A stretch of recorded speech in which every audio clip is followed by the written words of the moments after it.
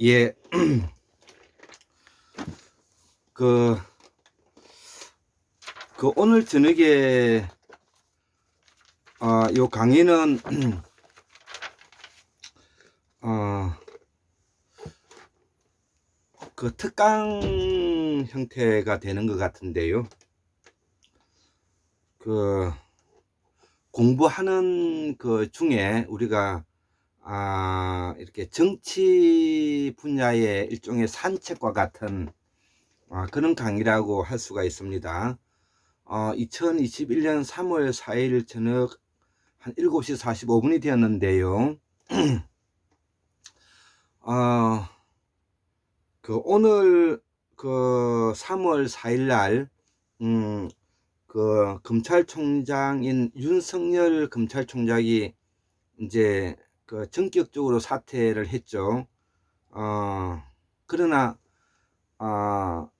이것은 전격적인 사퇴가 아니라, 이미 윤석열 검찰총장은 자기가 그동안 해왔던 나름대로의 생각과 프로그램대로 이제 왔기 때문에 이제 오늘 사의를 했고, 1시간 만에 이제 문재인 대통령은 이거를 수용을 한 것입니다.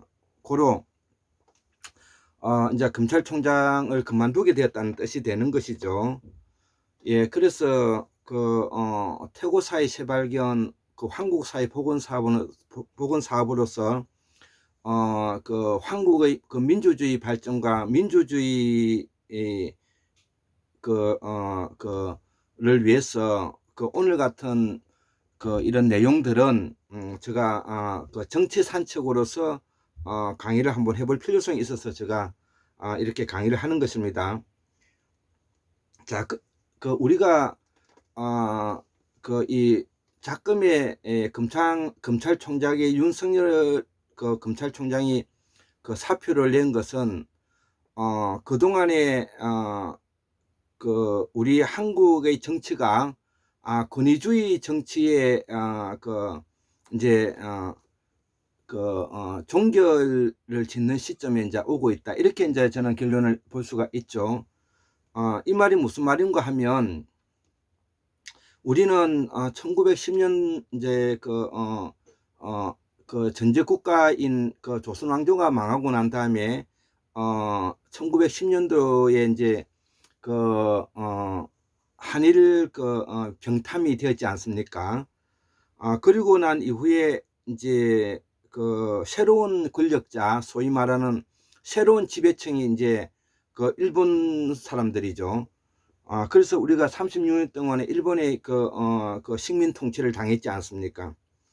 그러면 일본의 식민 통치의 지배자들은 전제 왕조 국가 못지않는 그런 탄압을 해왔기 때문에 우리 국민들 의식 속에는 왕조 시대의 백성과 같은 그런 어떤 마음을 가지고 있다는 것이죠.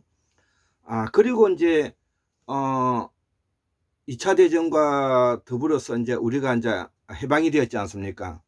해방이 되었다는 것은 이제 개발도상국에서 이제 새로운 이제 제3국가로서 나라가 이제 이제 신생된 것이죠. 그럼에도 불구하고 우리는 이제 극심한 이데올로기하고 또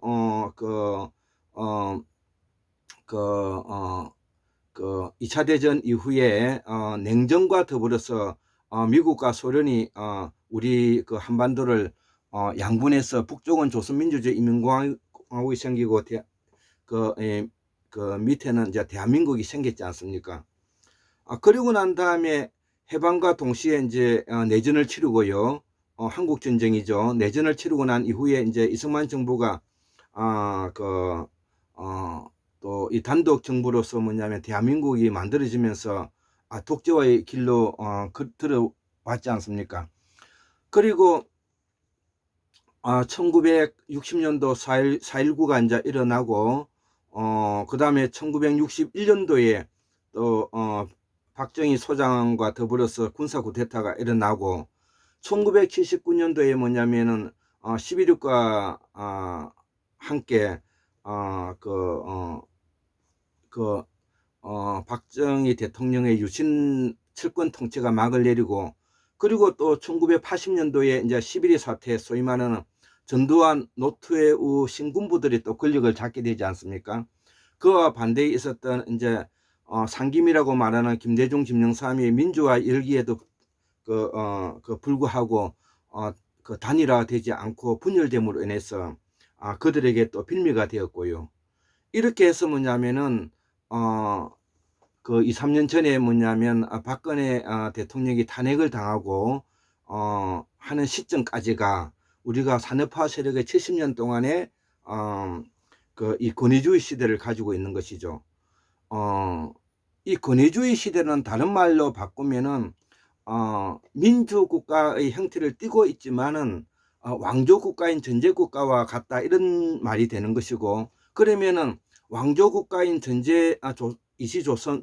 500년과 그 다음에 36년의 식민지 시기, 그 다음에 지난 70년도의 권위주의 시기, 이거는 한 묶음인 것입니다.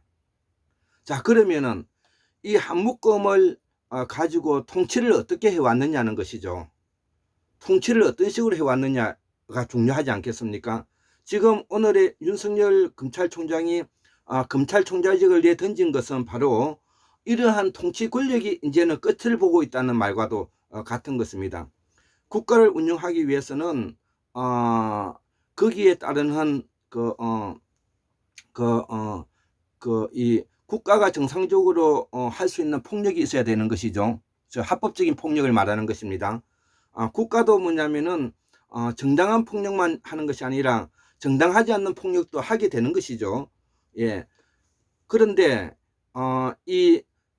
정당한 폭력을 하는 것을 이걸 민주화라 그러고요. 정당하지 않는 폭력을 하는 것을 이걸 독재라고 하는 것입니다. 예. 우리는 이것을 두 가지를 정확하게 이제 알아야 되는데, 윤석열 그 검찰총장이 요번에 이제 검찰총장을 내려놓는 것은 한국의 그동안의 그 권위주의 시대와 전제주의 시대와 일제 식민 주의의 그 통치 기간이 이제는 끝을 맺는다, 이렇게 이제 볼 수가 있는 것이고요. 전제주의 방식은 뭐냐면은 북방 문화권에서 말 타고, 그 다음에 칼을 들고, 그 다음에 유학자를 대동해서 문자 권력을 가진 사람인 유학자와 고려시대 때는 문자를 가진 그 스님들과 함께 뭐냐면은 이 국가를 운영해 왔던 지도층이라는 것이죠. 그래서 우리가 해방 이후에 새로운 신성 그 국가를 만들기 위해서는 우리 국가가 가지고 있는 자산이 너무 없지 않습니까? 그러기 위해서는 도움을 많이 받아야 되는 것이죠. 그 도움을 받는 것도 또 중요하지만은 국가를 어떻게 운영할 것이냐를 두고 고민을 해볼 때 국가를 엘리트 중심으로 국가를 운영할 수밖에 없는 것입니다. 그렇기 때문에 우리는 각종 사법고시라든지 행정고시, 외무고시가 있고요. 또 거기에 의사, 약사, 변호사, 판사, 검사, 예, 그 다음에 뭐냐면은 행정직 고위 공직자, 이런 사람들에게 엄청난 특혜를 주면서 국가를 엘리트 중심으로 이 사회를 이끌어 온 것입니다. 그렇기 때문에 지난 시대의 국가에 있어서의 우리 그 생활 문화는 제가 뭐라고 했습니까? 하나는 바로 돈 많이 벌었습니까? 하나는 당신 아들 서울대학교 나왔습니까? 이것이 바로 우리 지금까지의 우리 사회를 뭐냐면은 이렇게 내보일 수 있는 하나의 내용이었지 않습니까? 이제는 그런 시대의 끝이 나고 있다는 것을 말하는 것입니다. 자, 그러면 윤석열 검찰총장은 지금 현재 법치주의가 무너진다고 말하지만 그 법치주의가 언제 때 누가 어떻게 만들어져 있는 법치주의입니까? 바로 일제시대 때 일본 통치자들이 가지고 있는 경찰의 문제점을 많이 가지고 있었기 때문에 검찰에게 뭐냐면 공소권과 수사권을 주어가지고 그를 그 남용하기 위한 것을 방지한 것이 민주화 이 시대에 오가지고도 지금까지 전혀 바뀌지 않고 지금까지 건 100년 동안 이끌어온 거 아닙니까? 그런데 윤석열 검찰총장은 법치주의가 수호하기 위해서 법치주의가 무너진다고 하지만 이 사람은 정신이 뭐냐면은 이상한 것 같습니다. 왜 그러냐면은 검찰총장 정도 되는 사람이 국가가 어떤 식으로 이끌어왔고 운영해 오고 국가가 어떻게 뭐냐면 흘러왔는가를 이해하지 못하는 검찰총장이 무슨 그 검찰총장이라 말할 수 있겠습니까? 조선시대에도요, 왕조국가에서도 이 사법권은 세 가지로 나누어져 있었던 것입니다.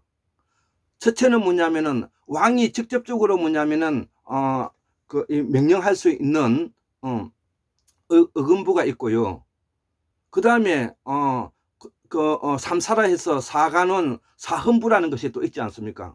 그 유명한 뭐냐면은 그 조광조가 뭐냐면 사관원 사헌부 이런 것들을 다 통과했기 때문에 그 계획을 할 수 있었던 것이고요. 그리고 형조라는 것이 있지 않습니까? 조선시대 때문에 왕조국가에서도 사법 통치 그 권한을 세 가지로 나눠놨는데 지금까지 지난 100년 동안에 검찰총장이 수사권과 기소편의주의, 기소공소권, 수사권 다 가지고 지금까지 해왔지 않습니까?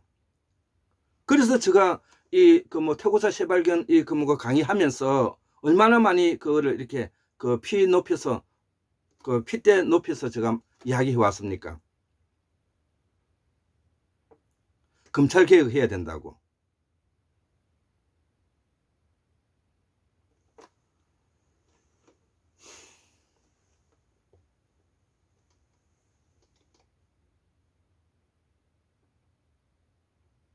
그런데 명색이 책을 잡고 공부를 하는 사람이